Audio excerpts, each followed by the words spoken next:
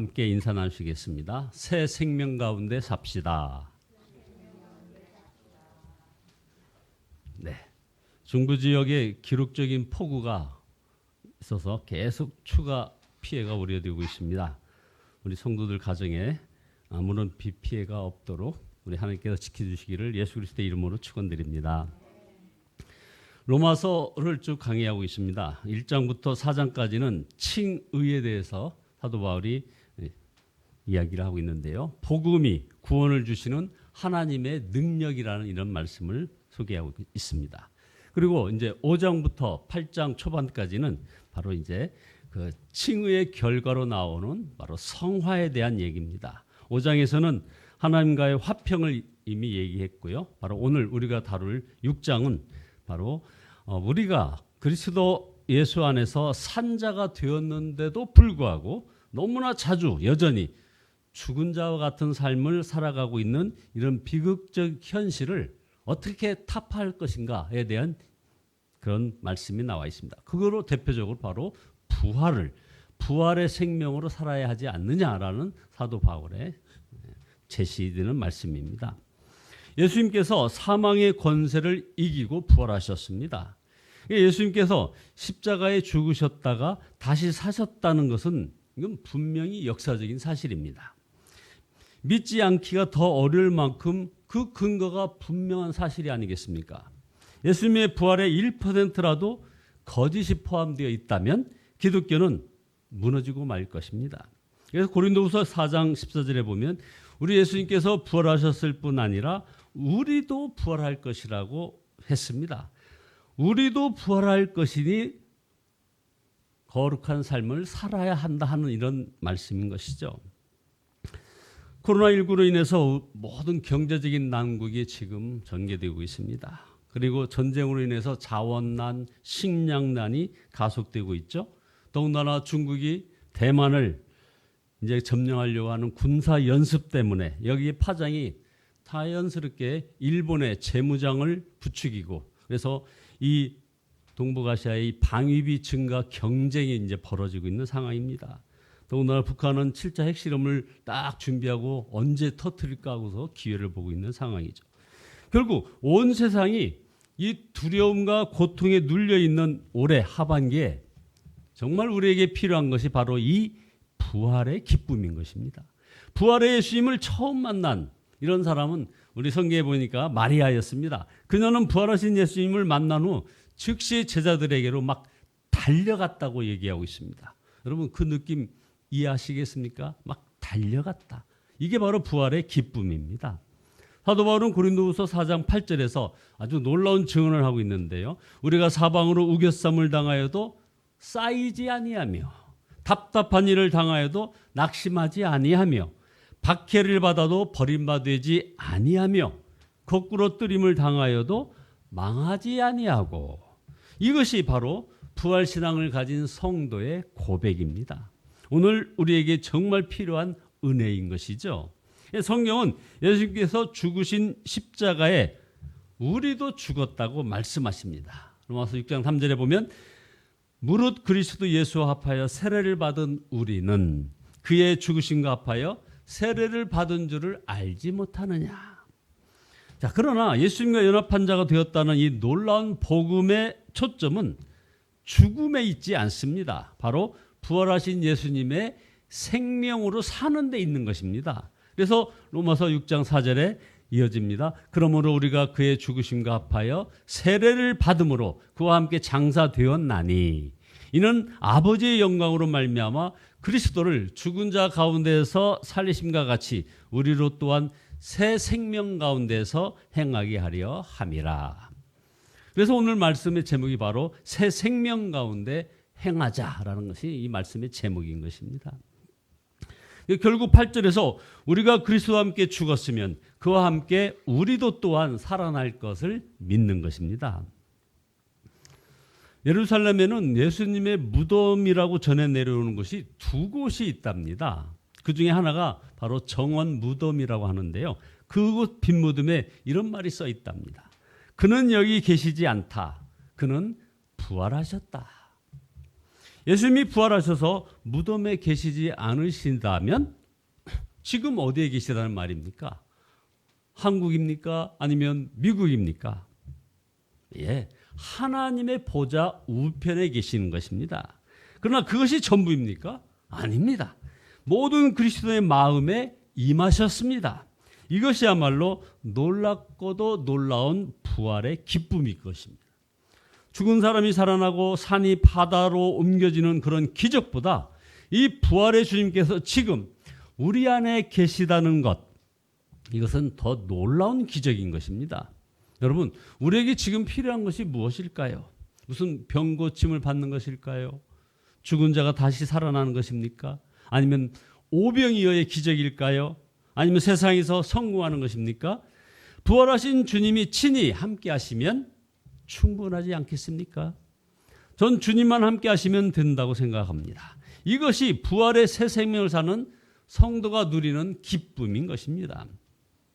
마리아가 아까 말씀 올렸죠. 제자들에게 힘을 다하여 막 달려갔다고 했습니다. 달려갔던 이유가 무엇일까요? 바로 부활하신 예수님께서 마리아야 라고 자기 이름을 불러준 까닭이었습니다. 부활하신 예수님을 만난 것입니다. 그것이 마리아를 막 뛰게 만들었던 것이죠. 부활하신 예수님을 만나는 것으로 충분했기 때문인 것이죠. 둘째로, 그러면 우리는 어떻게 부활하신 예수님을 인격적으로 만날 수 있을까요? 강력한 빛으로 만나는 것일까요? 불같이 임하는 것 같은 체험을 하는 것일까요? 주님께서 나의 이름을 부르시는 그 음성을 듣는 것일까요? 그런 체험을 한 사람도 있지만 누구나 모든 사람이 다 그런 체험이 필요한 것은 아닙니다. 모든 그리스도인이 체험하게 되는 더 강력하고 확실한 체험이 있기 때문입니다. 그것은 부활하신 예수님이 자기 마음에 거하는 것입니다. 부활하신 예수님을 인격적으로 만나지 못한 그리스도인은 아무도 없는 것입니다. 자기 안에 있는 부활의 생명을 깨닫지 못하는 그리스도인이 있을 뿐인 것이죠. 이게 바로 이제 오늘날 우리 한국교회 교인들의 문제점 중에 하나인 겁니다. 자기 안에 있는 부활의 생명을 깨닫지 못하는 그리스도인들, 이게 바로 문제입니다. 18세기 영국에서 웨슬리 목사님을 통해서 영적 대각성 운동이 일어났었습니다. 그때 성도들은 매주 가정에서 구역 모임을 가졌는데 그 모일 때마다 다음과 같은 질문을 답을 해야 했답니다. 그 여러 가지가 있는데 그중에 4가지만 소개하겠습니다. 첫째, 이번 주에 당신의 마음에 하나님이 계신 것이 얼마나 실감되었습니까? 라는 질문을 답을 해야 됐답니다. 두 번째는 하나님의 용서와 사랑, 아버지의 사랑에 대한 확신은 얼마나 분명하고 생생합니까? 라는 질문입니다. 또 세 번째 질문은 삶에서 하나님의 임재가 정말 느껴집니까? 하는 질문에 답을 해야 됐답니다. 네 번째는 당신에게 사랑을 베푸시는 하나님이 느껴지십니까? 라는 질문에 답을 해야 된다는 거죠. 그 외에도 당신에게 귀하게 느껴지고 힘이 되는 성경의 약속이 있습니까? 라고 질문하면 거기에 또 답을 해야 됐답니다. 이러한 질문을 매주 모일 때마다 하였답니다. 이 질문들은 부활하신 예수님께서 마음에 역사하시는지를 묻는 것입니다. 자, 저와 여러분들도 여기에 대답할 수 있지 않겠습니까? 부활하신 주님은 우리 안에 오셔서 우리가 새 삶을 살도록 인도하고 계십니다. 그래서 로마서 6장 11절에 이와 같이 너희도 너희 자신을 죄에 대해서는 죽은 자요 그리스도 예수 안에서 하나님에 대하여서는 살아있는 자로 여길지어다. 여러분, 우리 모두는 예수님 안에서 부활의 생명으로 살고 있습니다. 그리고 거기에 대한 간증은 너무나도 많습니다. 대표적인 간증 하나를 여러분에게 소개하고 말씀을 정리하겠습니다. 레나 마리아라는 사람이 있는데요. 우리가 지난주 열린 예배 때 이런 상황을 소개했습니다만 그 상황에 아주 더 앞서서 1986년도에 일어난 일인데요. 레나 마리아라는 이 사람은 스웨덴 국가대표 장애인 선수였습니다. 이 사람은 오른쪽 다리만 정상인 그런 중증 장애인입니다. 그러니까 태어났을 때 의사가 3일 동안이나 부모에게 아이를 보여주지 못했을 정도였답니다. 얼마나 심각했는지. 그러나 그녀는 훌륭하게 자랐습니다. 그래서 장애인 세계 수영 선수권 대회에서 스웨덴 국가대표로 참여해서 금메달을 목에 걸었습니다. 어려서부터 음악을 좋아했던 그녀는 가스펠 싱어로 세계의 여러 도시를 다니며 복음을 전파하였고 우리나라에 와서도 우리나라 말로 당신은 사랑받기 위해 태어난 사람이라고 하는 것을 부르기도 했던 사람입니다. 레나 마리아는 어떻게 이런 삶을 살 수 있었을까요? 그녀는 여전히 중증 장애인입니다. 그러나 그녀 안에 부활하신 예수님께서 거하여 계시기 때문인 것이죠. 그래서 레나 마리아는 이런 말을 합니다. 누군가 나에게 예수님이 부활하셨고 지금도 살아계시다는 증거를 대보라 하면 나는 나의 이 약한 육신과 날마다 주님을 찬양하는 나의 입술을 당당하게 보여줄 거예요 라고 간증을 합니다. 레나 마리아가 이처럼 부활의 생명을 살 수 있었던 것은 그 부모의 바로 부활신앙 때문이었다는 것입니다. 레나 마리아의 어머니가 처음 레나를 품에 안았을 때 아무 말도 못하고 막 울기만 했답니다. 그러다가 나지막한 목소리로 이런 말을 했다는 것이죠. 하나님이 주신 아이야. 그러자 기다렸다는 듯이 이 아이가 레나 마리아가 그냥 까르르 하고 웃기 시작했다는 거예요. 얼굴 가득 미소를 지으면서 말입니다. 그때 이 어머니 마음에 확신이 들었다는 얘기입니다. 그리고는 남편에게 화난 목소리로 이렇게 말을 했답니다. 우리가 잘 키우면 돼요. 다른 아이들보다 더 아름다운 아이로 우리가 키워요. 그리고 레나 마리아를 중증 장애인 시설에 맡기지 않고 직접 길렀답니다. 그래서 어려서부터 밝고 기쁨이 넘치는 그런 아이로 자랄 수 있었다는 것이죠. 어느 날 레나 마리아가 늘 그런 아이들이 하는 것처럼 엄마 나는 왜 친구가 없는 거죠? 엄마는 레나를 꼭 안아주면서 말을 했답니다. 친한 친구가 없기는 레나에게는 늘 레나를 지켜주는 친구가 있는 걸 누구예요? 바로 예수님이셔. 늘 레나와 함께 계시고 레나를 지켜주시는 분이시지. 그 후 레나 마리아는 눈에 안 보여도 예수님이 늘 자신과 함께하는 것을 믿었습니다. 여러분 레나 마리아에게서 우리는 무엇을 봅니까?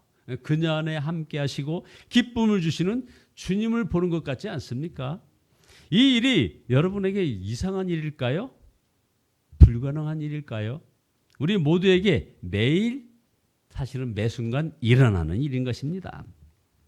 부활하신 주님이 여러분의 생명이신 것을 잊지 마시고 주님을 바라보고 온전히 순종하기만 하면 온전히 부활의 예수님과 동행하는 여러분의 모습을 발견하게 될 것입니다. 여러분의 삶이 이런 부활의 생명으로 사는 그런 간증이 되시기를 예수 그리스도의 이름으로 축원드립니다. 기도하시겠습니다. 부활하신 주님을 찬양합니다. 주님, 그러나 회개합니다. 부활하신 주님이 저희들의 생명이신 것을 날마다 잊었음을 고백합니다. 주여 용서하여 주시옵소서.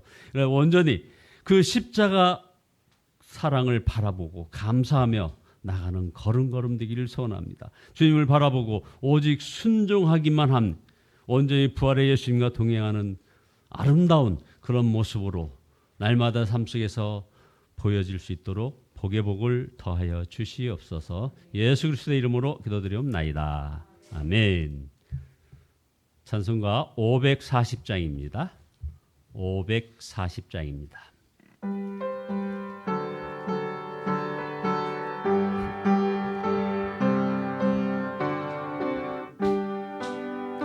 주의 음성을 내가 들으니 사랑한단 말이세. 믿는 마음으로 주께 가오니 나를 영접하소서. 내가 매일 십자가 앞에 더 가까이 가오니 구세주의 흘린 몸의 피로써 나를 정케 하소서. 주여 넓으신 은혜 베푸사 나를 받아주시고 나의 품은 뜻 주의 뜻같이 되게 하여 주소서.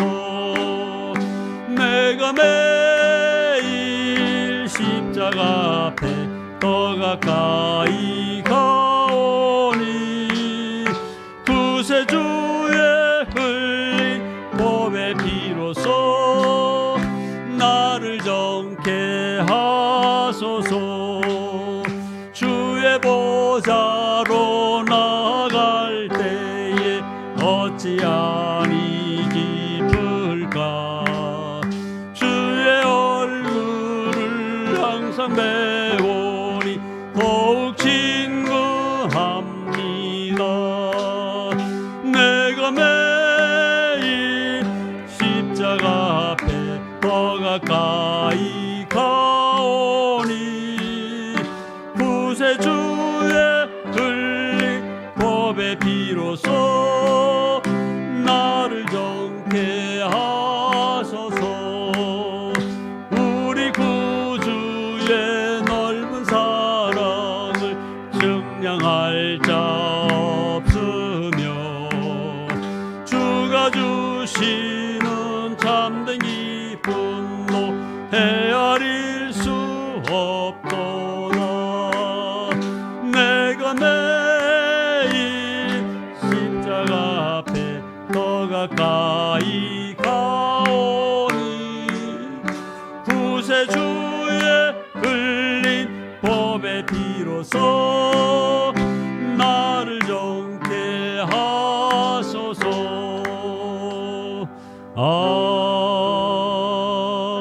아멘. 주여 삼창하십니다. 주여